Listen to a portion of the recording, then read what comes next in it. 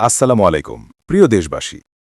নারায়ণগঞ্জে আওয়ামী লীগ ও এর অঙ্গ সংগঠনের ১৯ জন নেতাকর্মীকে গ্রেপ্তারের ঘটনা নতুন করে রাজনৈতিক অঙ্গনে প্রশ্ন ও উদ্বেগের জন্ম দিয়েছে।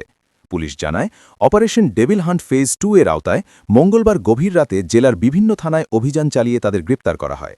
পরদিন বুধবার দুপুরে আদালত তাদের জেল হাজতে পাঠানোর আদেশ দেন। গ্রেপ্তারদের বিরুদ্ধে জুলাই আন্দোলনের ঘটনায় করা হত্যা, সন্ত্রাসবিরোধী সহ একাধিক মামলার কথা বলা হলেও স্থানীয়ভাবে এ নিয়ে নানা মত ও প্রতিক্রিয়া দেখা যাচ্ছে। গ্রেপ্তার হওয়া ব্যক্তিদের মধ্যে জেলা সদর, ফতুল্লা, সিদ্ধিগঞ্জ, বন্দর, রূপগঞ্জ ও সোনারগাঁ এলাকার নেতাকর্মীরা রয়েছেন, যাদের অনেকেই দীর্ঘদিন ধরে রাজনৈতিক ও সামাজিক কর্মকাণ্ডে যুক্ত বলে স্থানীয় সূত্রে জানা যায়। জেলার অতিরিক্ত পুলিশ সুপার অপরাধ ও অপারেশন তারেক আল মেহেবি জানান, আইনশৃঙ্খলা পরিস্থিতি স্বাভাবিক রাখতে এবং চলমান মামলাগুলোর তদন্তের স্বার্থেই এই অভিযান পরিচালনা করা হয়েছে।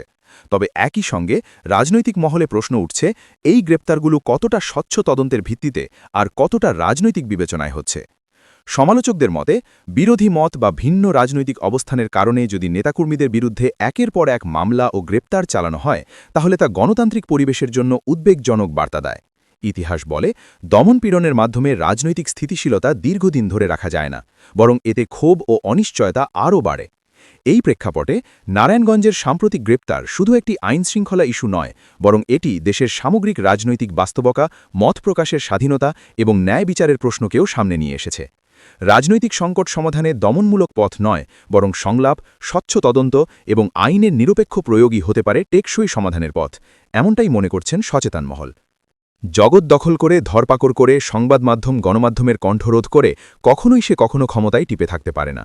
কোটি অনলাইন যোদ্ধারা আছে, প্রবাসীর আছে, ইনশাআল্লাহ তারা সত্যটা সবসময় তুলে ধরবে। ভিডিওটা শেয়ার করে সবার মাঝে ছড়িয়ে দিন, পেজটাকে ফলো দিয়ে রাখুন নতুন নতুন আপডেট পেতে। সত্যের জয় হবেই ইনশাআল্লাহ।